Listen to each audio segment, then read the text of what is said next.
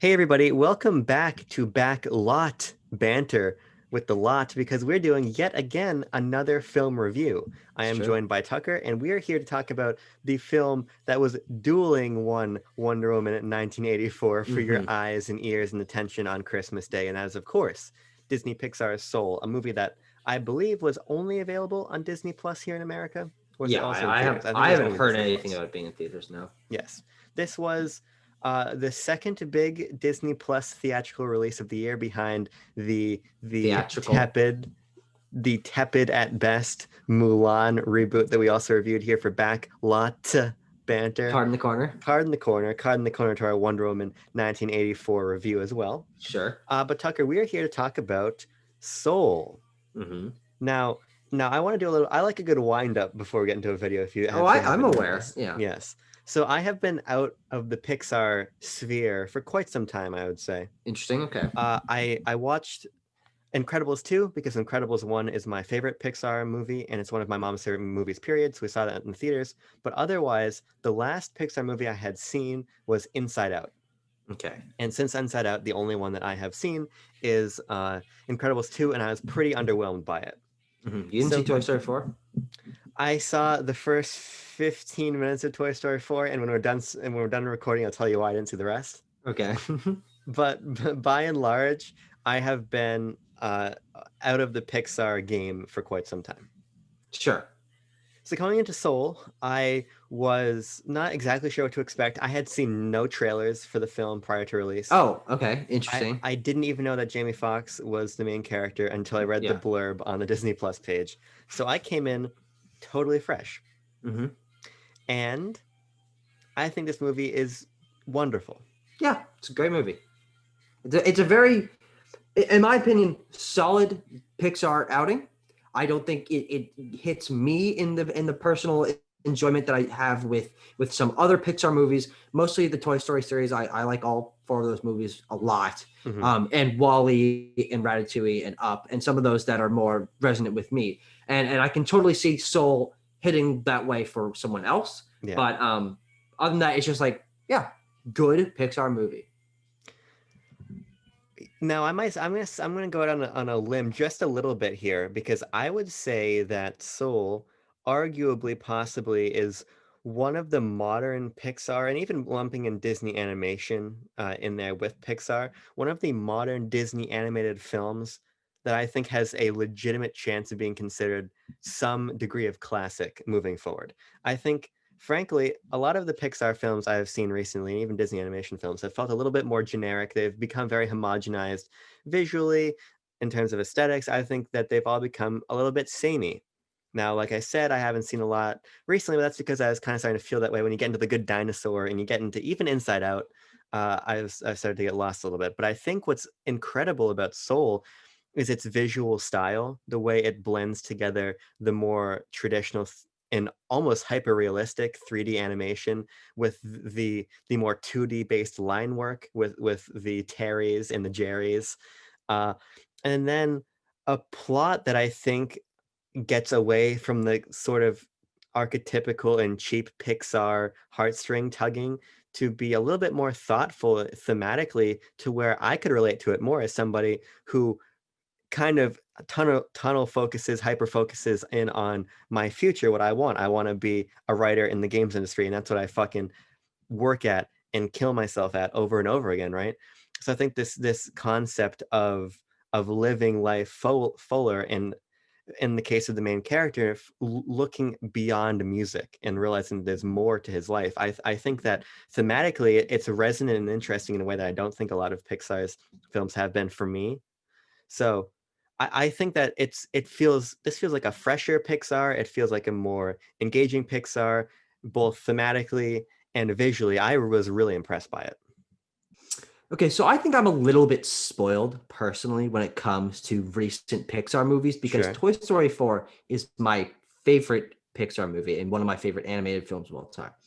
Not only do I think it's really engaging story-wise, a lot of interesting side characters, memorable moments, stuff like that, it is the most detailed, visually impressive animated movie, bar none, I think. Yeah. And this film doesn't quite hit that bar of realistic, particle effects and lighting and stuff. It's close, but it's not quite there. So I was just reaching for that quality during the entire time, and I think that might be part of the reason I was disconnected from it a little bit. Sure. But I have a lot of respect for a lot of the things that this movie does. I do think you're right in it being a little more thematically and tonally rich. It doesn't necessarily follow a generic plot structure that other animated movies usually fall into.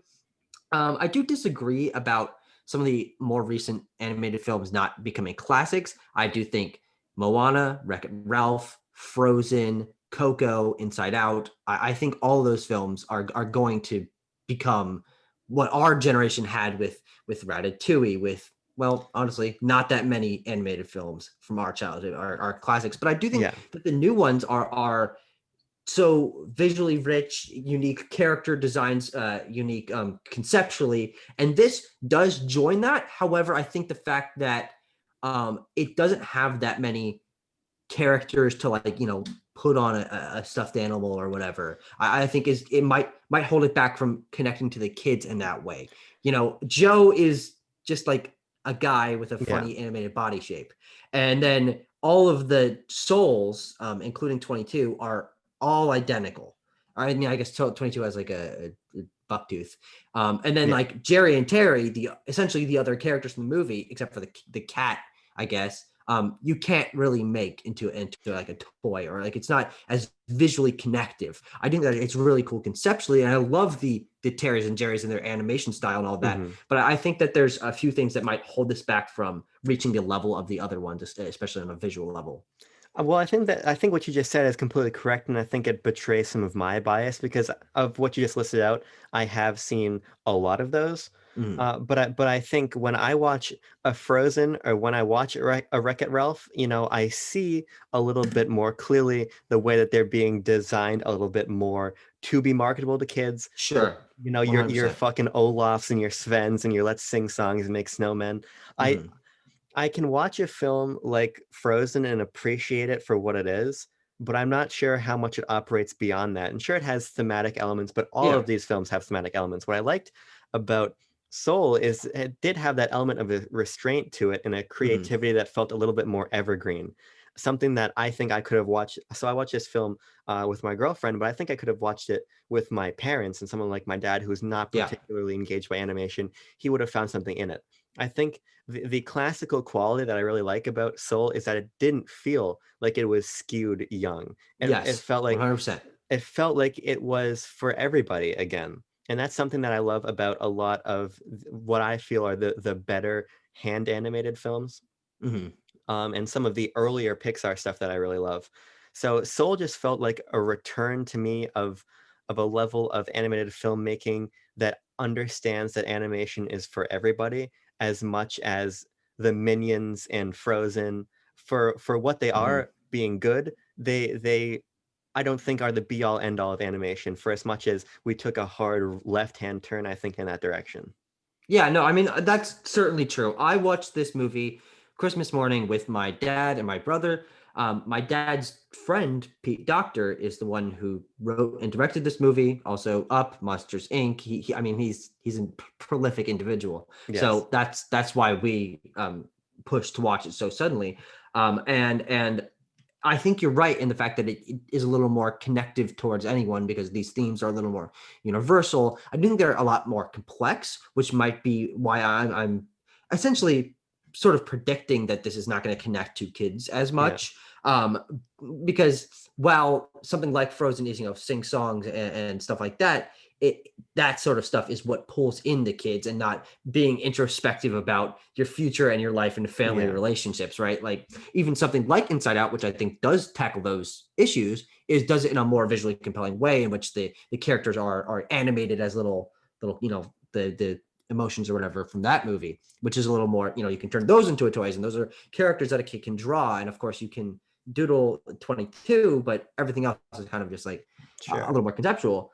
But I'm leaving that tangent behind because I don't think that is important to the quality of the movie at the moment. I'm just sort of projecting.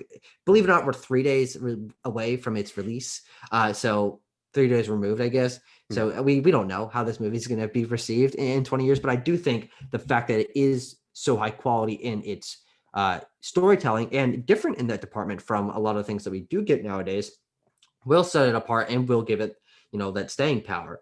I don't know how it, like, just thinking about how poorly Mulan did digitally, Yeah, sales wise. Like, we haven't had a movie of this caliber, like quality and large scale audience appeal caliber, release only on digital like this. So I don't know how they're really, factoring that into the success of the film. But I kind of want to talk a little more about the characters and the story and all yeah. that. I don't know.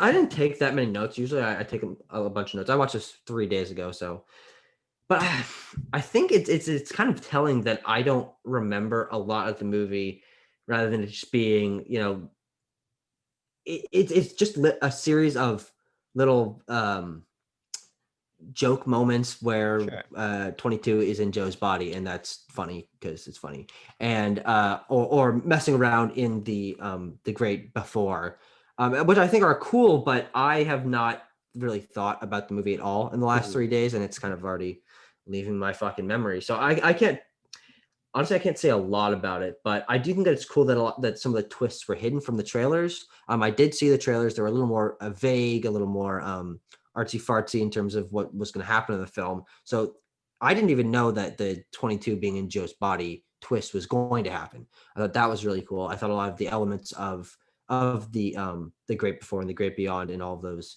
ideas with the Jerrys and Terrys and the stars and the filling in 22's spark, all those things I didn't know at all from the Yeah. trailer. So it was kind of fun to go into a movie, an animated movie, especially a kids movie, where I didn't know what the plot was going to be. So I was able to stay engaged throughout because I was like, oh, okay, I don't know what kind of new concept or new story point they're going to throw at me. And I thought that was really refreshing.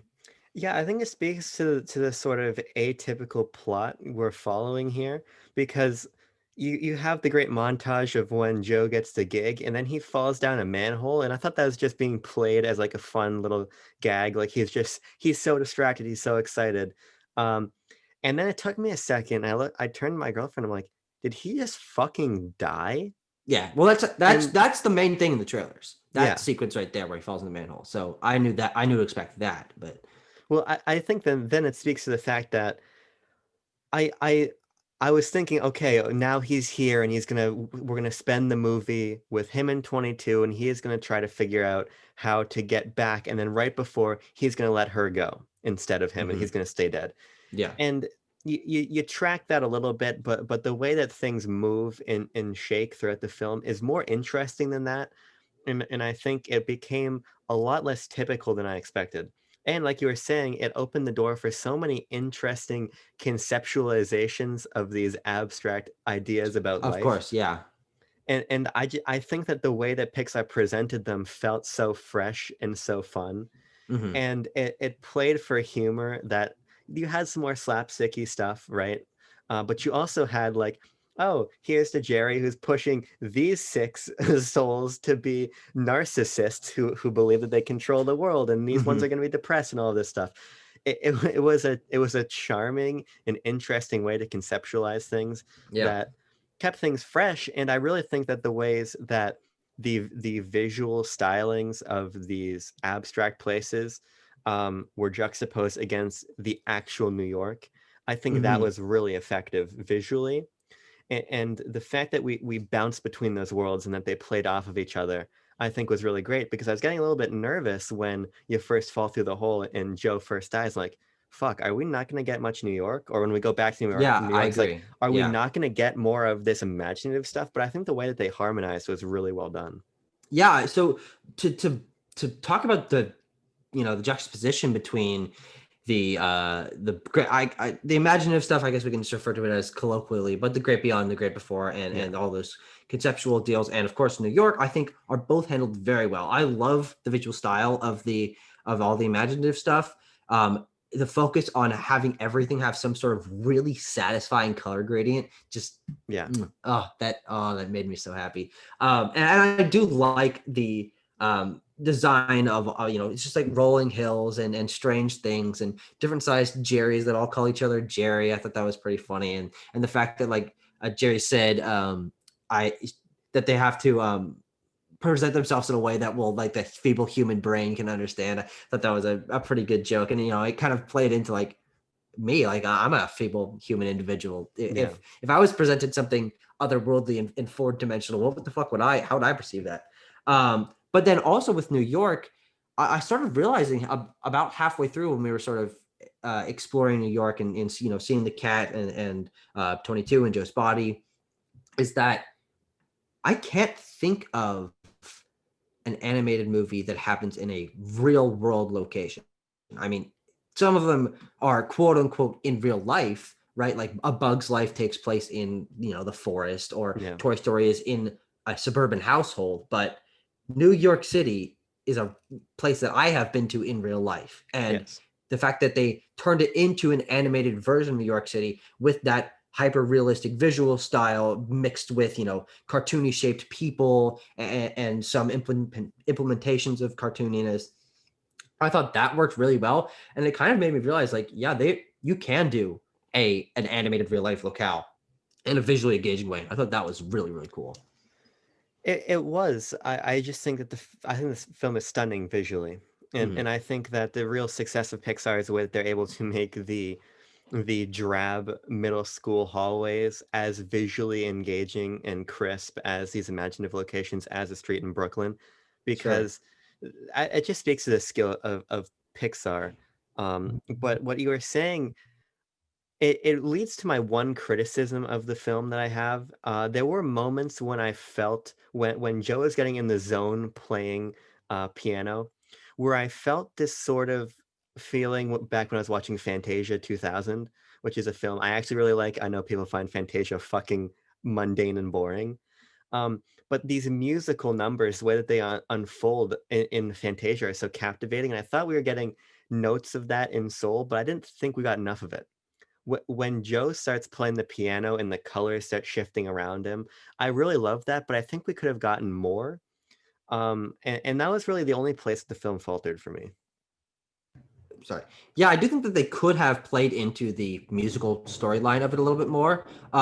Joe is, of course, a musician, and they have this sort of in the zone thing, and he loves piano, and there's flashbacks when he was a kid. But I thought music was gonna more influence the story than it was, because the name of Soul and from what I had seen of the trailers, it being about music, and I've seen Mhm. I've seen this criticism online, is that the culture and the music and stuff sort of took a back seat to the general themes about.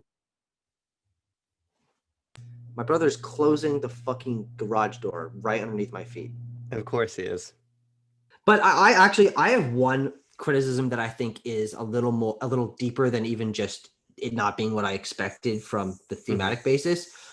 Is that this movie has pretty weak side characters. Yeah. I mean, 22 and Joe are interesting, and I think that like you get some stuff with his mom, and Jerry and Terry are fun, and what Moon Wind whatever the hippie guy, these are all like really one note characters outside of the main two, and I would say his mom also has a little bit of development, but I like side characters in movies a lot that have a little bit more to them. And as it was going on, I realized Curly, his student who's the drum player, or the student who's the trombone player, they're fun to see some jokes off of, but they really don't have that much like enough to them in my opinion, and it kind of made it feel like, okay, I just really only have one thing to grab on, being the main pair of characters. And Yeah. I wish the movie had spent some time fleshing out the concepts of Moon Wind. I'm just gonna say, I don't think that was the correct name, but and the hippies sort of transferring between the real world and the I can't even remember what they called that area with the darkness, but there's a lot of different concepts that they throw at you. I think could have been dived a little more deeper into. And with their characters and the relationships to that, I thought that it was a little unfortunate that these things that were so cool conceptually were kind of just only touched on and usually just played for jokes. Yeah, I think that Pixar got really heady in the film and steered a little bit more into the thematic elements and a little bit Mhm. more into the aesthetics. And you do start to lose a little bit of the texture of the actual people that live in the world. Like I'm already having trouble remembering names, and I watched it, an hour and a half ago as of Mhm. when we're recording. So I think there's something to be said for where Pixar's focus was and the strength of that. But at the same time, it might be those more surface level elements where something's a little bit lost. Because, like the barber is a really fun character. They're the people in the barber shop, and like you're saying, it's these moments that are really well done, but the moments stay as moments Yeah. instead of following the plot. And I think that might come to the fact that the film ends very abruptly, Yeah. which I do like, but it I doesn't give you a don't even ton of. really remember the ending that much. I mean, I He's remember it led up to it, but he's playing Joe's playing the piano, and then he gets in the zone so it can be back down in the space, and he finds 22 and yeah, I gives remember her that. the heart patch, and then she goes down to earth, and then he's given the second chance. He steps in, and then we see a shot of him like step out of his apartment, like smiling. The movie Oh, yeah, ends, that's right. and there's not really time to tie up any relationships. There's not really time to do anything there. And Yes. I like when a film just hard ends.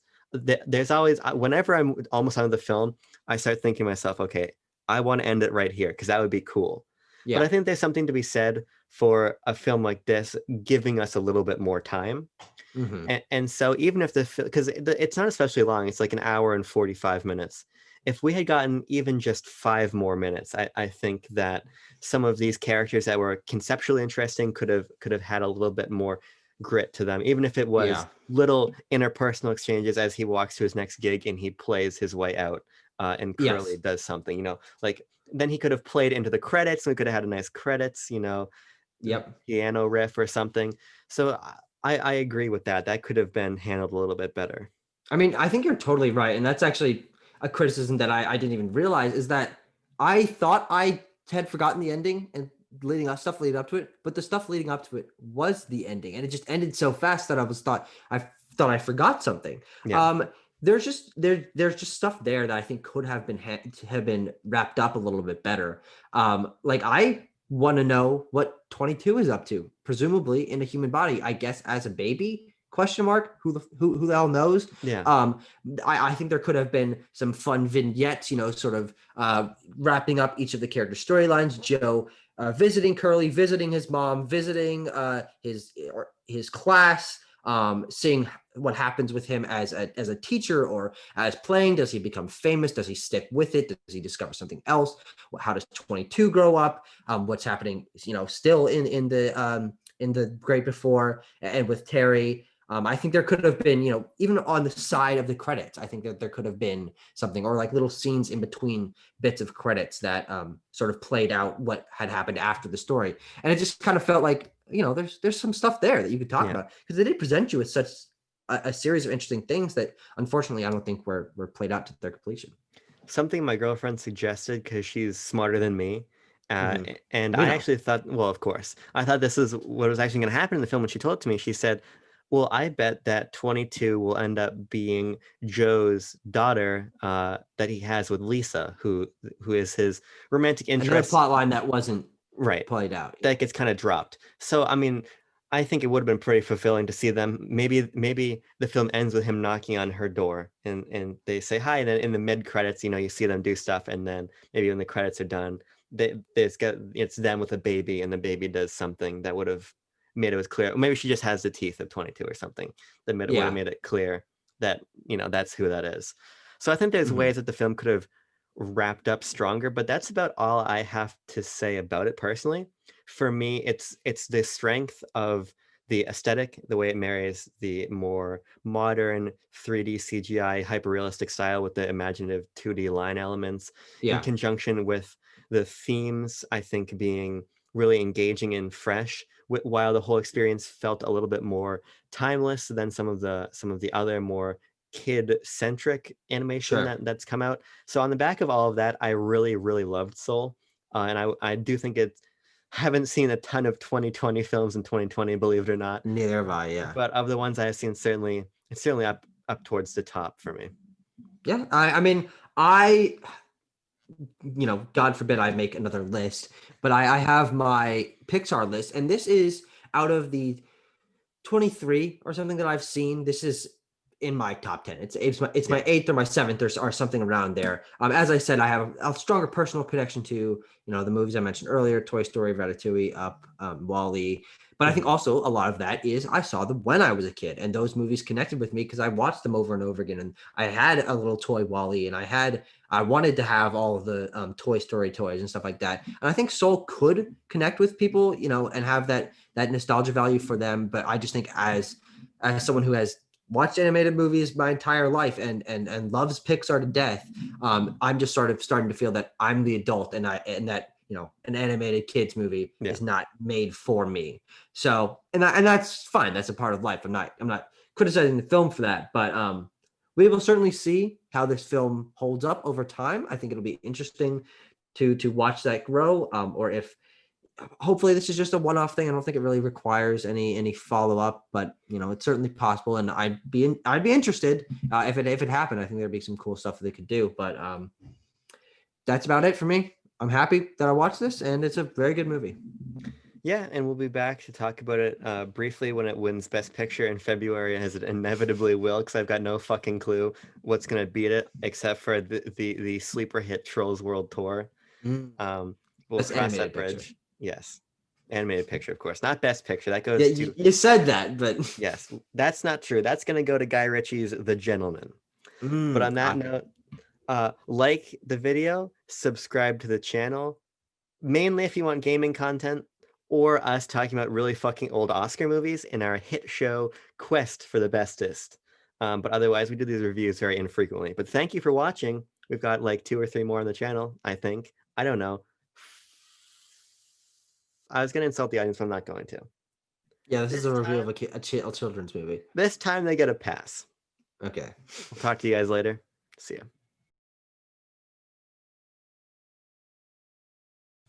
Is she the one that was the streamer that had was messing with her cat on stream?